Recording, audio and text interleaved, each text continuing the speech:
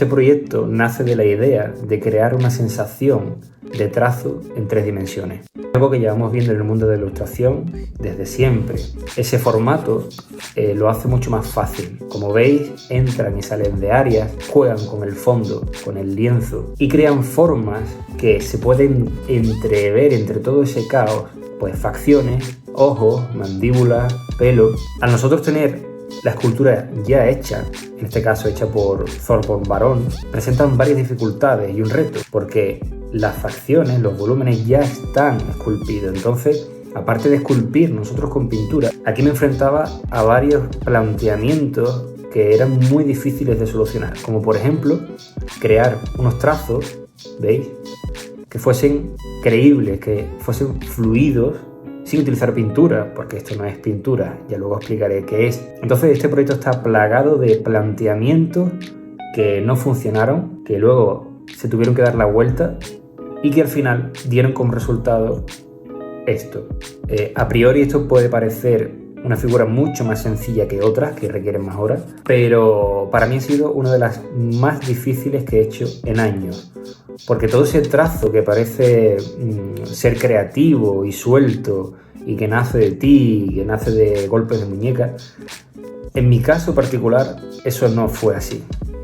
Utilicé muchísimo más la cabeza que el corazón y esto era un ejercicio que en realidad lo que quería era al contrario, era desestresarme y quitarme el peso del anterior trabajo que hice con un trabajo mucho más creativo en el que utilizase muy poco el cerebro, simplemente me dejase llevar. Pero me presentaba tantas dificultades y tantos planteamientos nuevos que al final resultó ser mucho más complicado que otros. Y os explicaré por qué.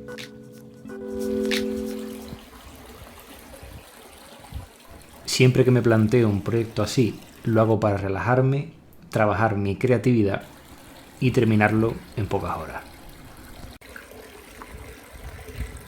No hay mejor sitio para hacerlo que en medio del bosque.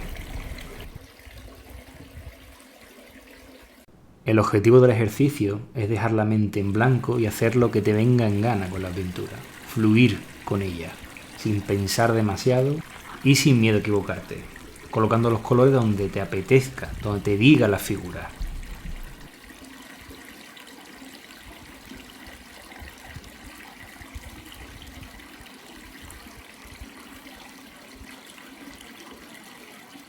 Aquí estamos trabajando ese lado del cerebro que simplemente pinta y no se preocupa por hacer las facciones bien o por tener en la cabeza un esquema o una referencia a la que seguir.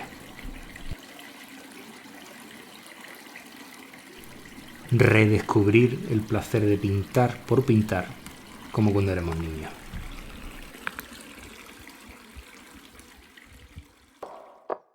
Esta idea es muy bonita, pero realmente es una mentira. ¿Creéis que se puede ejecutar al 100% con facilidad? ¿Creéis realmente que se puede fluir siempre? No. Y es que claro, me topaba con la barrera de no saber ejecutar esta técnica, de no saber cómo pintar con este trazo brusco, de que sean mis primeras intentos, mis primeras figuras en ello. Y aquí me sentí muy identificado con muchos de vosotros que me mandáis dudas, que me decís que no domináis el punteado de veladura. Esa frustración es la misma que yo sentía con esta pieza, porque cuando todo iba bien y me salía lo que quería, fluía, me divertía, era como ser uno con la pieza.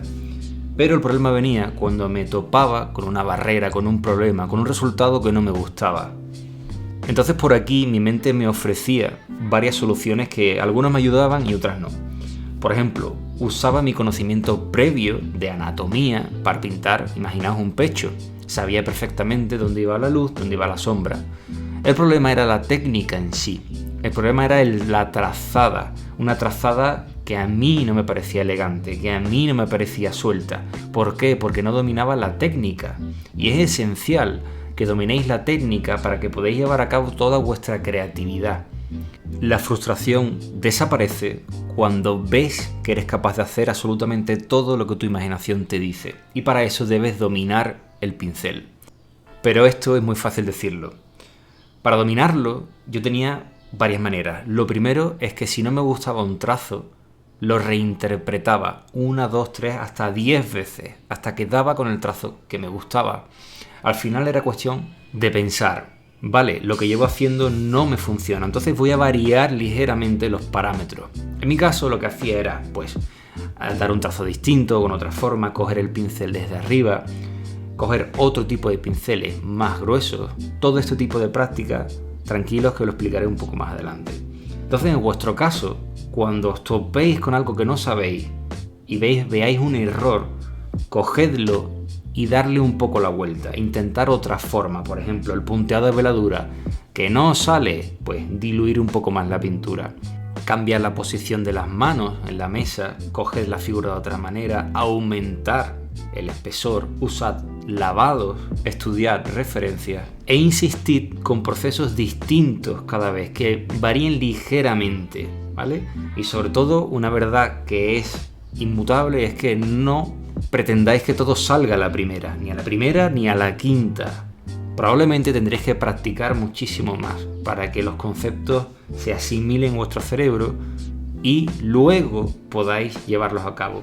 Muchísimo de la frustración viene por eso, por creeros que todo tiene que ser en la primera.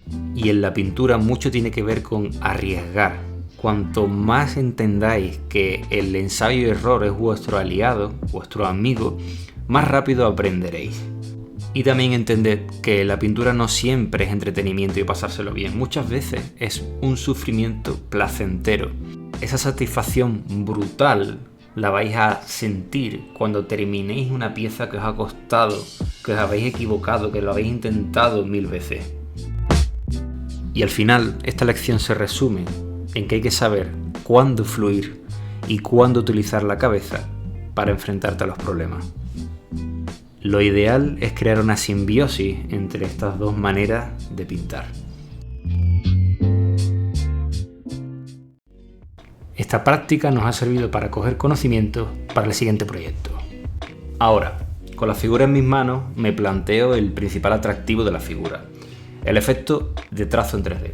Lo primero que pienso es, vale, esto lo hago con masilla, pero el primer problema que tenía es, bueno, ¿cómo creo un trazo orgánico si para hacerlo primero tengo que saber, por ejemplo, dónde está el trazo de pintura y seguirlo con el trazo de escultura en masilla? Es decir, eran dos procesos claramente diferenciados que forzosamente uno tenía que ir antes del otro. Y en realidad podéis pensar que, bueno, esto no es tanto un problema, pero para entenderlo, fijaos cómo trabaja un pintor de lienzo. Él tiene la libertad de empezar y terminar un trazo donde quiera porque se apoya del propio fondo del papel. Nosotros tenemos esa limitación. Nuestra escultura tiene un borde y ahí ya no podemos seguir con el trazo. Y precisamente la posibilidad de tú tener libertad y seguir con los trazos es lo que te hace no romper tu creatividad. O eso era lo que yo pensaba. Entonces, de nuevo me surgía la misma pregunta. ¿Cómo voy a crear trazos orgánicos si tengo que parar de un proceso de pintura y saltar a otro de creación de trazo en 3 dimensiones? Así que se me ocurrieron varias ideas. La primera, bueno, pues lo lógico, empiezo a pintar la figura y cuando ya la tenga terminada con todos los colores posicionados y los trazos hechos, pues bueno, creo los trazos en masilla y los voy pegando. Pero aquí me parecía que no iba a ser suficientemente natural, que incluso luego cuando pegase los trazos iba a manchar pues la pintura previa, entonces lo deseché. Otra idea era directamente decir, bueno, voy a hacer lo contrario. Voy a crear los trazos primero en masilla y luego los pego y ahí encima voy pintando. Pero esta aproximación también tenía sus errores porque imaginaos dónde voy a posicionar un trazo de escultura que ni siquiera tiene color, que ni siquiera sé dónde va previamente porque obviamente antes no lo he pintado. Entonces era como colocar los trazos de escultura en zonas que tenía que imaginar una futura interpretación de pintura que todavía no existía. Entonces, imaginaos el caos mental que tenía en este momento. No me decidía por ningún proceso. Pero tras pararme y pensar, se me ocurrió una manera de hacerlos a la vez.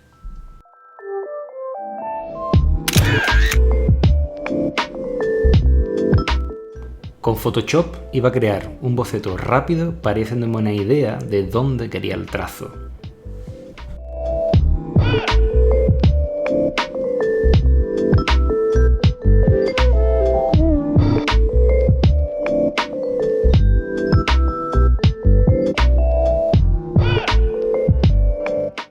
Voy utilizando el color para meterme en áreas, por ejemplo, del fondo, y voy creando zonas de interés o trazos de interés en puntos estratégicos.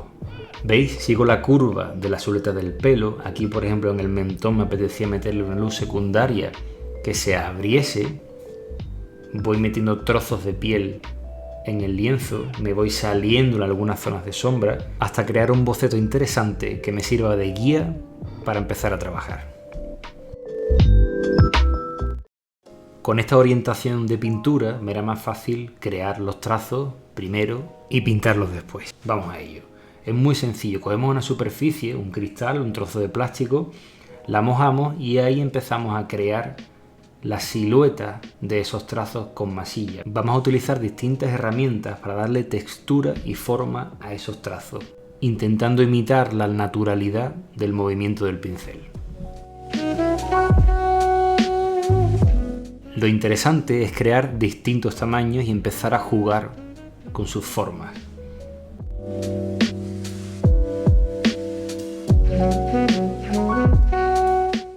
Y aquí empieza lo divertido. Vamos a ir cogiendo trazos dependiendo de la forma. Por ejemplo, aquí veis que tiene el volumen, la dimensión de la clavícula. Pues lo pones ahí, porque hay trazos que directamente encajan en ciertos sitios.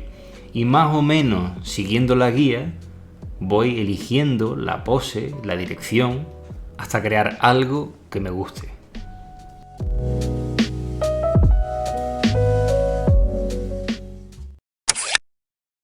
Pero a medida que iba pegando trazos, me pasaba una cosa muy curiosa. Iba dejando de lado cada vez más la guía visual, porque iba buscando formas interesantes que había creado de forma totalmente, a veces aleatoria, encima del cristal, para buscarle hueco en la figura. Simplemente me iba dejando llevar en un juego de encajar piezas en el sitio correcto. Me di cuenta que por mucho que preparase este momento, por mucho que pensase las ideas que ya os he dicho, me organizase, al final las decisiones realmente importantes se tomaban in situ, en el presente, arriesgándose. Y de manera espontánea e inesperada, el momento me estaba regalando la fluidez de no tener que pensar. Simplemente escogía los trazos en ese momento sin ninguna otra idea en la cabeza de que funcionase la figura, de encontrar su sitio. Y es curioso porque nunca pensé que este proceso tan mecánico a priori de ir pegando trocitos de pinceladas fuese tan divertido y tan creativo.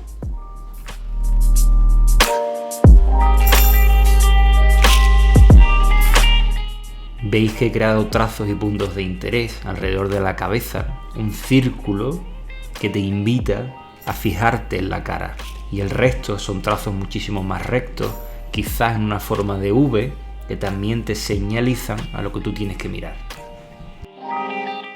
En la cara, por ejemplo, he jugado mucho con futuras luces, haciendo que se salgan de su área.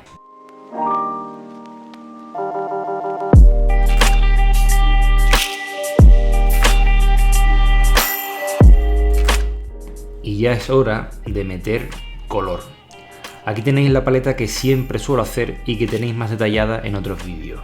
Con colores primarios, pero añadiendo el magenta y distintos tipos de azul, vamos a ir creando colores secundarios, unas 5 o 6 tonalidades distintas. ¿Veis? Naranja, voy tornando en marrones, voy tornando en grises, arriba creo 4 o 5 violetas, al lado voy a crear unos verdes, y con esto vamos a empezar a dejarnos llevar y a pintar la piel.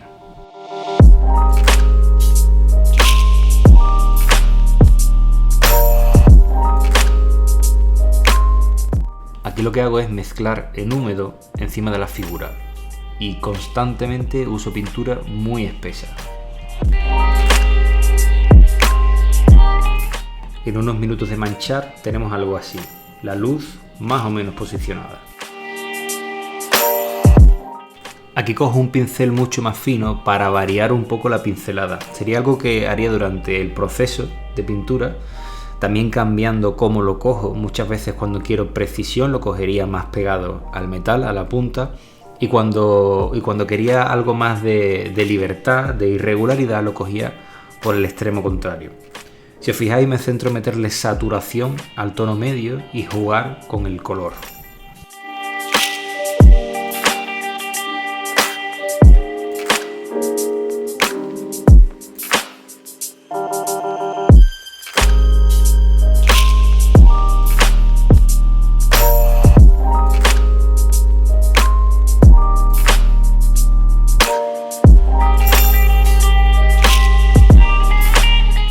Poco a poco se dejan ver trazos interesantes. Y aquí empiezo a notar las primeras dificultades con la técnica, porque si os fijáis tengo el trazo, el pincel, la punta, ¿veis? Totalmente abierta, con pintura muy seca, muy espesa, para crear una trazada interesante, una trazada que se abriese, ¿veis? Entonces voy experimentando, no estoy demasiado satisfecho, y lo que hago es seguir reinterpretando y adaptándome a cada volumen. Por ejemplo, en el pecho las pinceladas serán muchísimo más gruesas que en facciones pequeñas de la cara.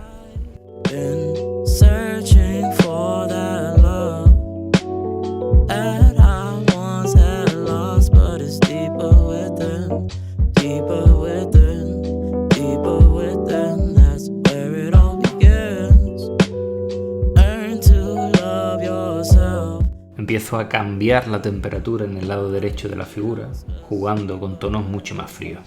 Y ya de paso potenciar las sombras con un azul oscuro. Aquí lo interesante es que el naranja que estoy utilizando para la piel y el azul son complementarios, pero yo en este momento no le prestaba atención a esas cosas. Directamente intentaba pintar, intentaba encontrar mi trazo.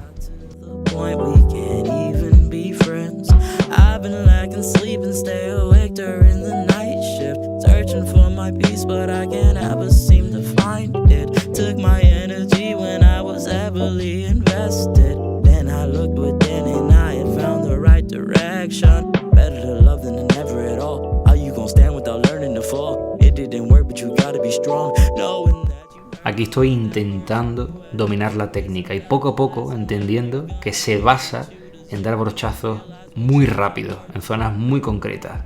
Pero todavía me costaba, todavía no lo llegaba a comprender del todo.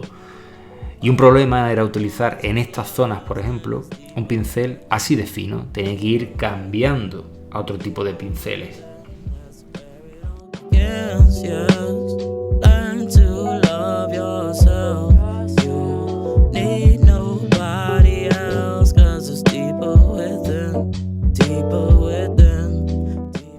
Voy arriesgando mucho con el color, un azul muy primario, un verde muy visible y un magenta.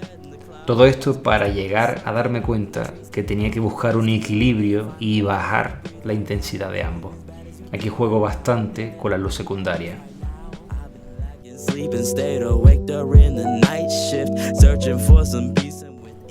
Y aquí empiezo a sentirme cada vez más incómodo. Veo que no me salen los trazos, veo que no son interesantes, que no me gustan, que no siguen un orden volumétrico, aunque la idea era obviarlo, pero algo hay que seguir, algo se tiene que ver de ese volumen. Entonces no sabía qué pasaba y empecé a hacer pequeñas variaciones. Lo primero que hice fue cambiar el agarre del pincel para tener un poco menos de control.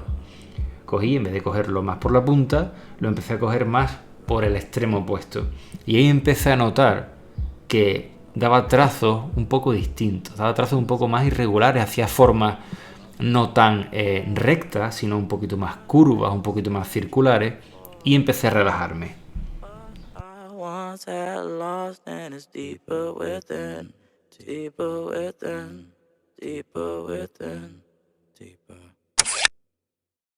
Ya tenía en mi arsenal dos tipos de trazos, dos herramientas con las que trabajar.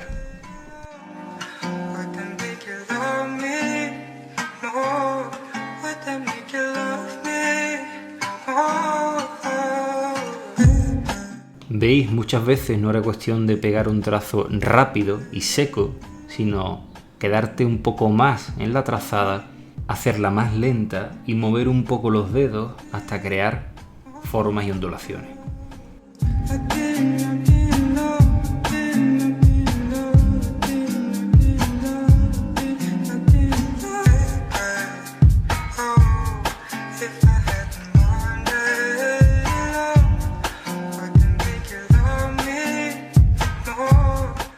Muchas veces me repensaba las ideas y volvía a pintar encima.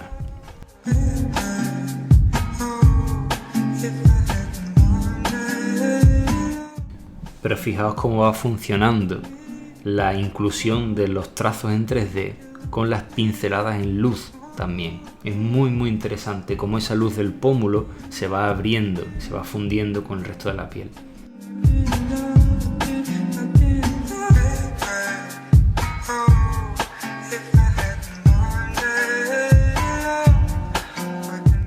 Aquí digo, vale, ya he experimentado con el trazo, ahora voy a experimentar con otra cosa, y es el espesor de la pintura.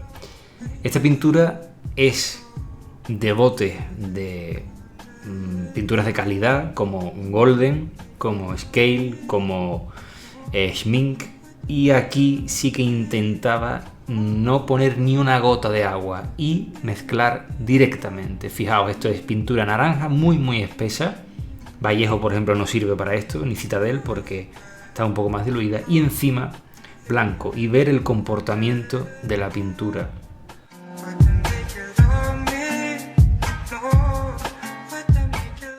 Si os fijáis, ya se añade un nivel más de interés al trazo previo. Y es que se va fundiendo in situ. Los dos colores, si tú los mezclas ahí, van creando una serie de fusiones entre ellos que se ven muy interesantes y sobre todo muy sueltas, muy orgánicas. Otra herramienta más para nuestro arsenal.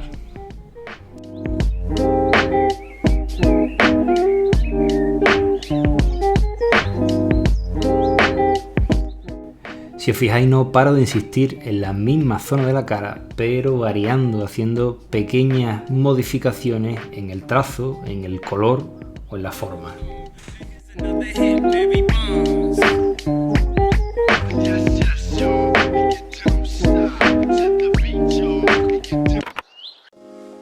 Pero ¿qué pasa? Al usar este tipo de pintura tan espesa, queda un caos brutal y es difícil distinguir las facciones, es difícil definir, encontrar algún tipo de definición en ciertas zonas. Es interesante, la verdad que es una aproximación interesante, pero yo buscaba algo un poquito más renderizado, ¿vale?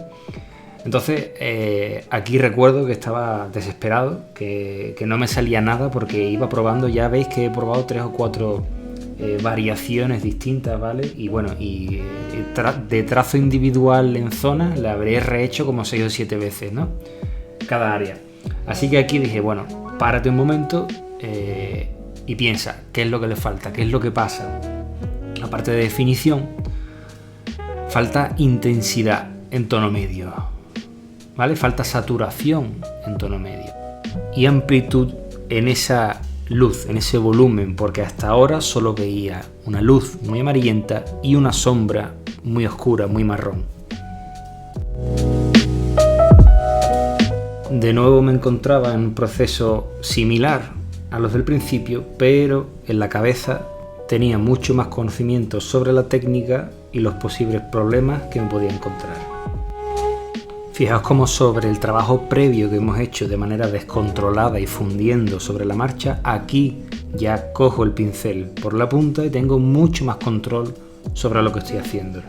Los trazos son más precisos y más pequeños. Hemos ido de zonas o áreas generales a áreas mucho más definidas. Y llegados a este punto pensaba en la siguiente reflexión, y es que cuando yo veía trabajos así, por ejemplo de Banshee o de ilustradores, siempre pensaba lo mismo, siempre pensaba, la creación de esto tiene que haber sido con trazos muy rápidos, con trazos muy bruscos, movimientos de muñeca o de dedos que sean un intervalo muy corto. y a lo mejor sin ni siquiera pensar mucho directamente, pues como ya hemos hablado tanto, pues de dejarte llevar, ¿no? Y todo lo contrario, al final, al menos en mi caso, empezaba a entender que en este tipo de pintura expresiva a veces había que dar un trazo brusco, rápido, grueso, sin pensar demasiado dónde ir, y a veces había que pararse antes de pegar el trazo y pensar, vale, ¿dónde lo quiero? Venga, ¿qué forma escojo? Vale, ¿qué color uso? Y estas dos aproximaciones no son contrarias, sino que se tienen que ayudar entre ellas.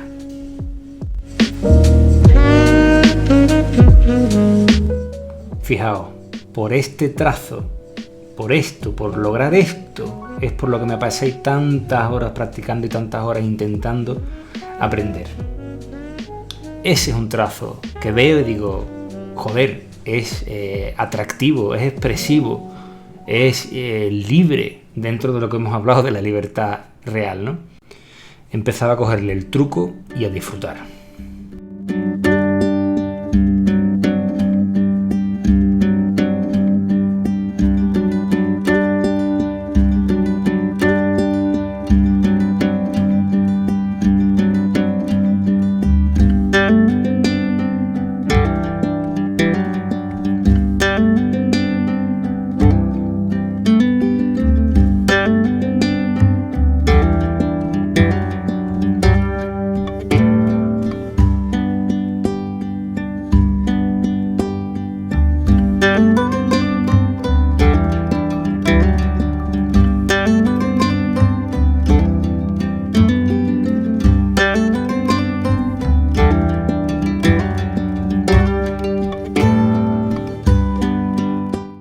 Fijaos cómo utilizo el rojo como elemento unificador de toda la piel y potenciador de color.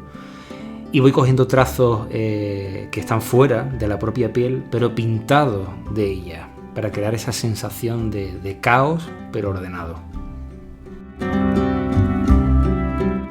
Trabajo la luz secundaria apoyándome por los trazos esculpidos para que se vea el efecto.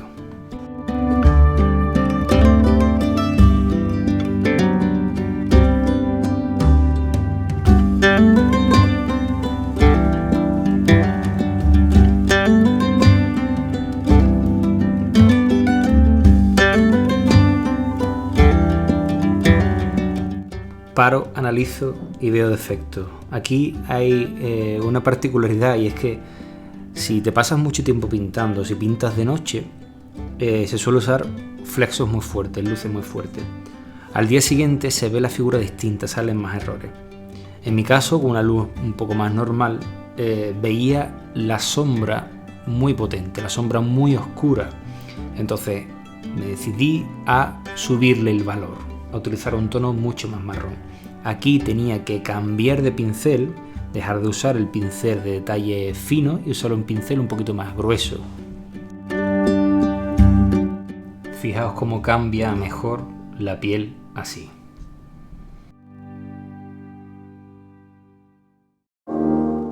Ahora toca el fondo. Esto es ya con pintura muy espesa, directamente del bote y usando otra vez Golden, Scale Artist, Smink o Maimeri, pinturas de calidad, ¿vale?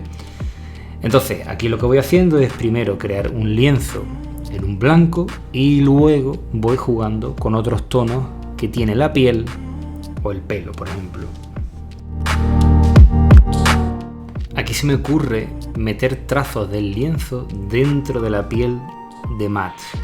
Esto fue algo que se me ocurrió en ese momento y la verdad que al final el resultado es bastante más interesante porque lo hace mucho más caótico dentro de un nivel de desorientación controlado.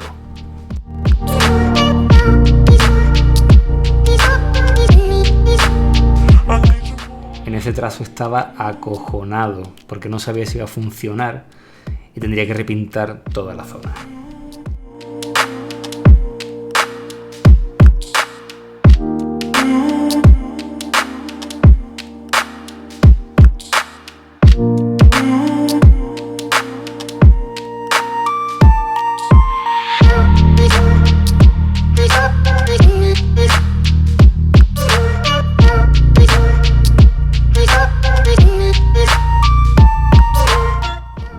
sentía que la tenía casi acabada, pero le fallaba algo. ¿Sabéis qué puede ser? Fijaos en la piel y fijaos en el valor del blanco del lienzo. Se me perdía un poco los puntacos de luz, se me perdía un poco el protagonismo de la piel en tanto blanco que había. Entonces lo que hice fue meterle un poco más de valor a los puntos máximos de la piel y pintarlo. Fijaos la diferencia ahora.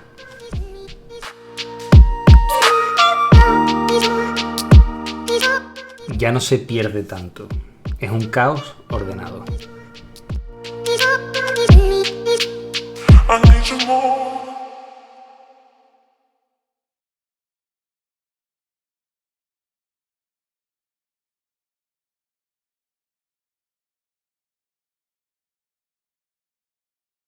Y después de tantas frustraciones, de repensarlo todo 3, 4, 5 veces, de reintentarlo y aprender, ya doy por terminada la pieza. Como dije al principio del vídeo, ha sido una de las más difíciles que he hecho nunca, pero la verdad que estoy muy satisfecho con ella. Me ha hecho recordar lo que era empezar con algo, no tener ni idea y aprender casi desde cero. Por eso es tan importante salirse de la zona de confort, para no aburrirte y para seguir aprendiendo. Espero que vosotros lo hayáis hecho también. Sé que ha sido un vídeo un poco distinto, un poco más de pensamiento, de cómo aprender a hacer las cosas, de cómo equivocarte y solventar ese problema y amar el error, que esa es la única manera o la manera más rápida de aprender. Nos vemos en el siguiente vídeo y gracias por estar ahí.